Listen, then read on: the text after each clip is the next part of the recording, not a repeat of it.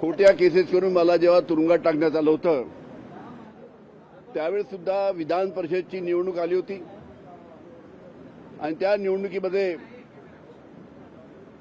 मी परवानगी मागितली होती कोर्टाला की मला विधान परिषदच्या निवडणुकीमध्ये मतदान करण्याची परवानगी द्यावी।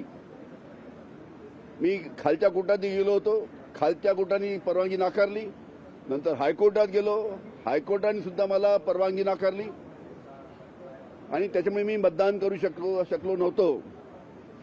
पण आश्चर्याची गोष्ट अशी आहे की जे गणपत गायकवाड जे तलोजा जेलमध्ये आहे आमदार साहेब, भारतीय जनता पार्टीने मला वाटतं दबाव टाकून ज्या पद्धतीनं लोअर कोर्टाच्या माध्यमातून हा निकाल त्या निमित्तानं लोअर कोर्टाने दिलेला आहे, म्हणजे आमच्यासाठी अनिल देशमुखांसाठी अलग न्याय आणि गणपत गायकवाडसाठी अलग न्याय। लोकशाही मराठी ऐका, पहा, जागरूक रहा।